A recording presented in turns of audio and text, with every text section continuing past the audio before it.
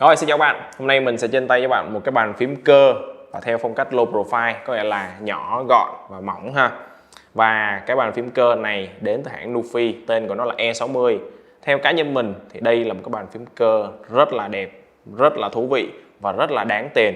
Vậy thì chi tiết tại sao mình lại nhận xét như vậy? Mời các bạn hãy cùng theo dõi trong video trên tay này của mình.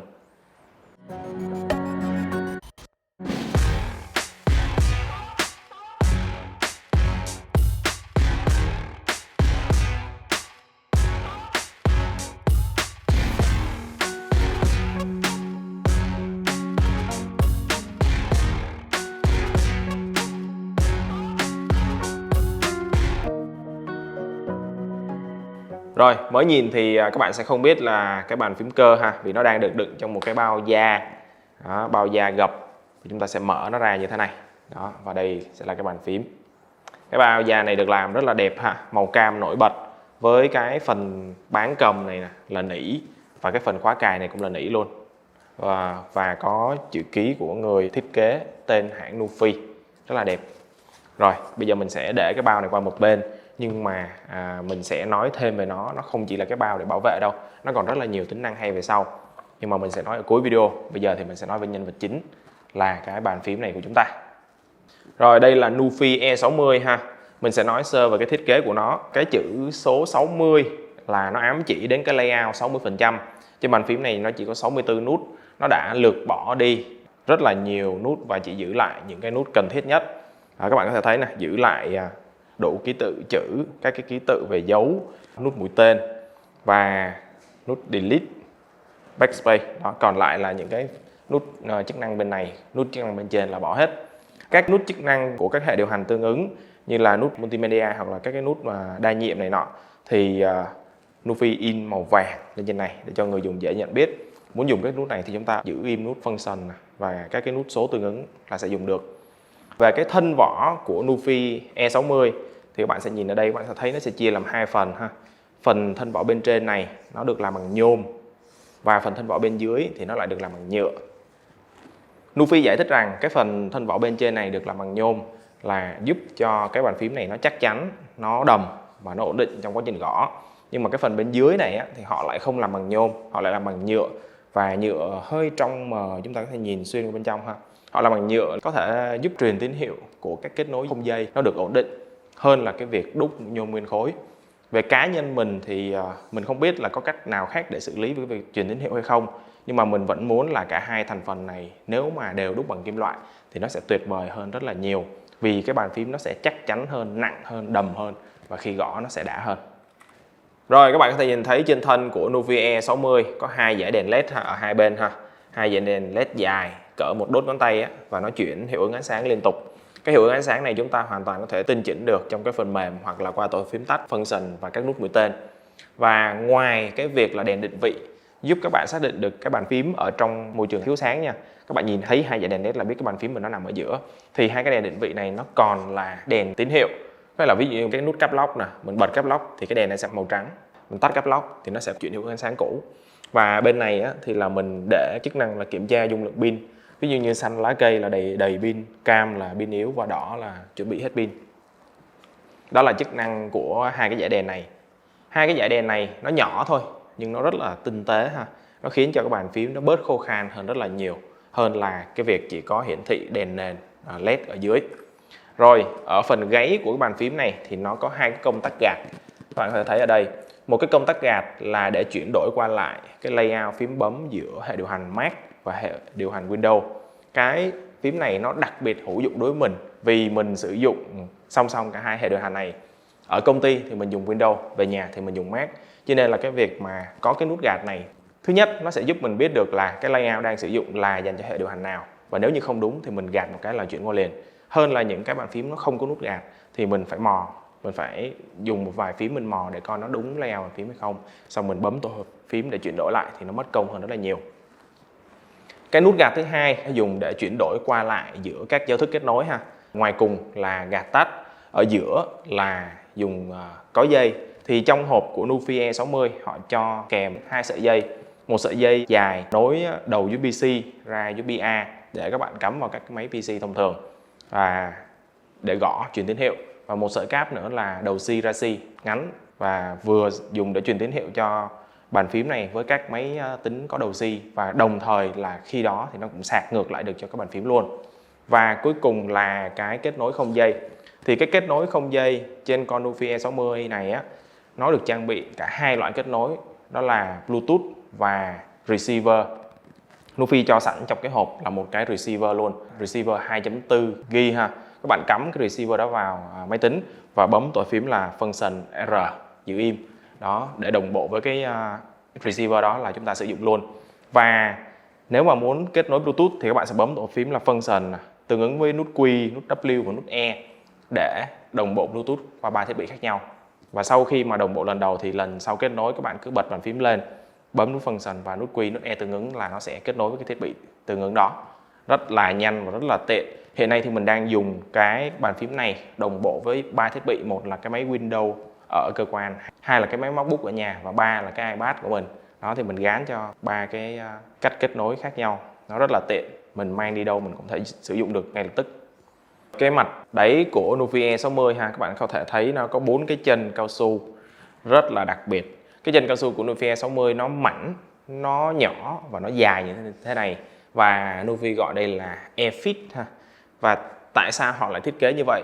Đầu tiên là mình sẽ nhận xét là mặc dù nó nhỏ như thế này nhưng khi đặt trên các mặt phẳng á, thì nó rất là vững chãi ha, nó rất là vững chãi, rất là chắc và không có sụp xịt gì hết.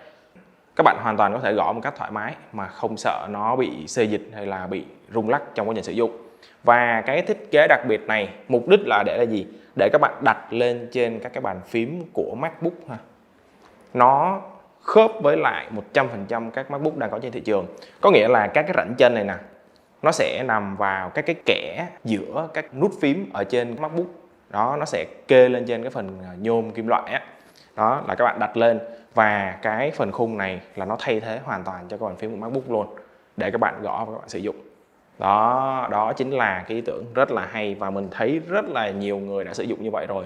Có nghĩa là chúng ta mang theo cái này trong ba lô và chúng ta đặt lên thay thế toàn bộ cho hệ thống bàn phím ở dưới cái MacBook, và cái trackpad thì vẫn sử dụng như bình thường.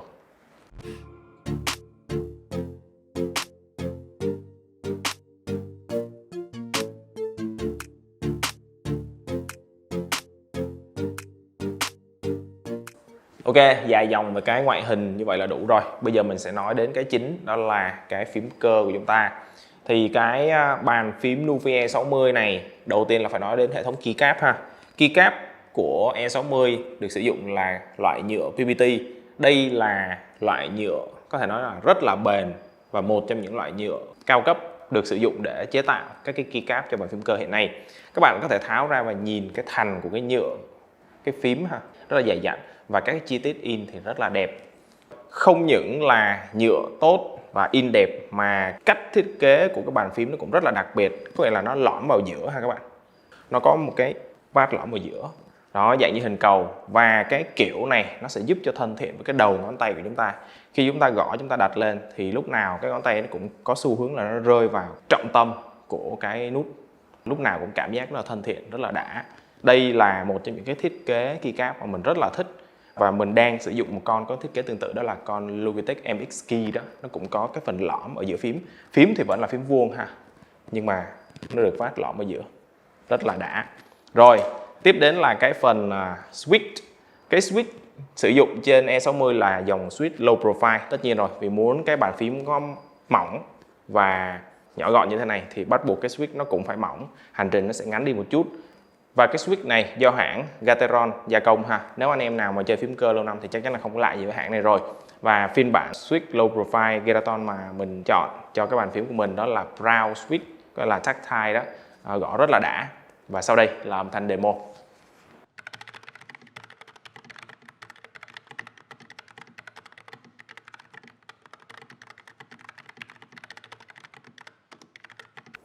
Rồi, đó là về switch ha. Và điểm đặc biệt tiếp theo phải nói tới đó là cái mặt của con Nufi E60 này, nó là mặt hot swap. Coi là chúng ta có thể dễ dàng thay đổi cả cái switch này. Chính hãng Nufi bán ra thì có 3 option switch là red, blue và brown. Thì anh em hoàn toàn có thể mua những cái switch low profile này đến từ bất kỳ thương hiệu nào đó, và gắn thẳng lên cái mặt hot swap này mà không phải thao tác gì nhiều. Đây là một cái điểm cộng rất là lớn cho những cái bàn phím cơ low profile Bluetooth và lại có thể thay thế switch một cách đơn giản dễ dàng như thế này ha.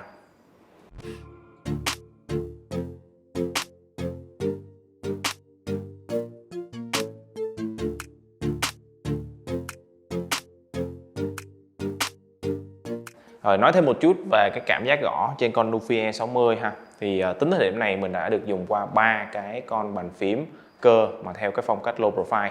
Đầu tiên là con Visual LP85 mình cũng đã trên tay cho các bạn. Kế đến là con Logitech MX Mechanical mình cũng đã trên tay cho các bạn. Và tới con này thì cá nhân mình thấy đây là cái con bàn phím cơ theo phong cách low profile mà có cảm giác gõ đã nhất.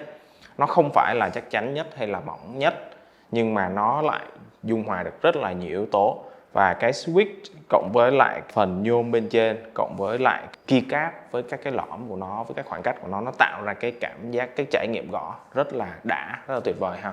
Về switch thì mặc dù cùng là low profile và cùng là brown đó, nhưng mà mình cảm giác trên con E60 này gõ trơn tru hơn, êm ái hơn, mượt mà hơn rất là nhiều so với con Logitech MX Mechanical. Và cái âm thanh khi mà nó đi hết hành trình, nó đụng xuống dưới nó cũng đanh hơn, nó đã hơn rất là nhiều. So với Visual LP85 thì không thể so được, tại vì con Visual LP85 nó dùng một cái switch riêng và nó lại là clicky đó, cho nên là mình không so với nó. Nhưng mà về cái build, về cái hoàn thiện thì nó đẹp một cái kiểu khác, nó không mỏng và không toàn nhôm giống như con Visual LP85, nhưng mà nó lại mang thêm một cái phong cách màu mè hơn, trẻ trung hơn, và đặc biệt là cái cơ cấu này nó có thể đặt lên trên bàn phím của các cái máy MacBook để dùng thay cho bàn phím của máy MacBook, rất là hay.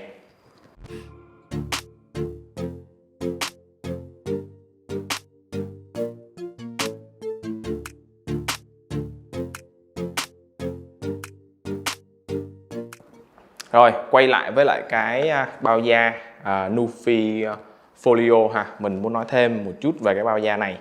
Nó không chỉ là cái bao da để chúng ta bỏ cái bàn phím vào và xách đi hàng ngày, mà nó còn là một cái đế để các bạn.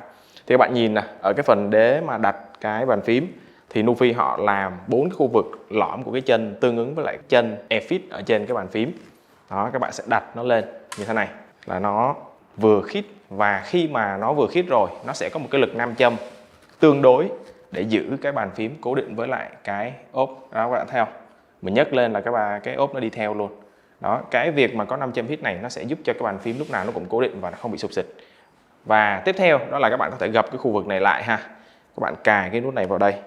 Lúc này thì hai cái thành phần này nó sẽ tạo thành một cái đế kê. Đó, các bạn thấy không? Và cái khu vực đế kê này nó có thể để vừa vặn một cái iPad Pro 12.9 theo chiều ngang, hoặc là một cái iPad Pro 11 inch theo chiều ngang và thêm một cái điện thoại nữa vẫn được. Và khi mà có cái chân đế như thế này, chúng ta có thể kê và chúng ta làm việc với lại iPad, iPhone của chúng ta một cách rất là thuận tiện và dễ dàng. Thiết kế cực kỳ thông minh ha. Đó, nếu như không có cái phần nút cài này nè, các bạn để ra nó sẽ trôi tuột đi. Còn có cái phần nút gài này thì các bạn thoải mái luôn. Cái iPad nó có nặng cỡ nào thì nó cũng không thể nào đẩy vào cái này nó bung ra được. Vừa là một cái ốp rất là đẹp mà lại vừa là một cái chân đế cực kỳ chắc chắn và nhẹ nhàng ha. Đó, tháo ra thì lại trở thành một cái ốp màu vàng rất là nổi bật. Cái chi tiết bằng nỉ cầm rất là đã tay. Đó là tất cả những gì mình muốn chia sẻ với các bạn về cái bàn phím cơ theo phong cách low profile Nufy E60 này. Nó không phải là một cái bàn phím cơ low profile hoàn hảo ha. Nó có một cái đế bằng nhựa, mình vẫn thích cái đó, được làm bằng nhôm thì nó sẽ còn đã hơn nữa. Nhưng những thứ khác mà nó làm được, ví dụ như là các cái switch, các cái keycap rất là xịn, rất là mượt mà, cho cảm giác gõ rất là đã. Hệ thống kết nối đa dụng, kết nối có dây cũng được, không dây, vừa Bluetooth vừa receiver, thoải mái luôn. Và hơn hết nữa đó là việc mà nó có các cái chân Airfit giúp các bạn đặt lên được cái máy MacBook và sử dụng. Thời lượng pin của con E60 này sẽ xài liên tục được khoảng 48 tiếng. Có nghĩa là nếu anh em sạc đầy, anh em có thể sử dụng lên đến 1 tuần với cái tần suất là 8 tiếng một ngày. Đó là một cái con số cũng đã rất là ấn tượng rồi. Dung lượng pin tăng hơn rất là nhiều so với những cái người anh em trong cùng nhà Nufy. Và nó đáp ứng hầu hết những cái nhu cầu làm việc, cái thời lượng làm việc của mình hàng ngày. Và mình đánh giá nó rất là cao. Cái giá của cái con Nufy E60 này thì nó loanh quanh đâu đó khoảng 110 đến 40 đô tùy theo các cái phụ kiện mà các bạn mua thêm. Ví dụ như là cái bao da này là mình phải mua thêm nè. Đó, thì mình cảm thấy đây là một cái giá rất là xứng đáng cho một cái bàn phím cơ mỏng nhẹ và gọn như thế này, đẹp nữa. Rồi anh em thấy sao về cái bàn phím này? Hãy chia sẻ với mình bằng comment bên dưới nhé. Còn bây giờ thì xin cảm ơn các bạn đã theo dõi. Mình là Long đến từ tinh tế.vn.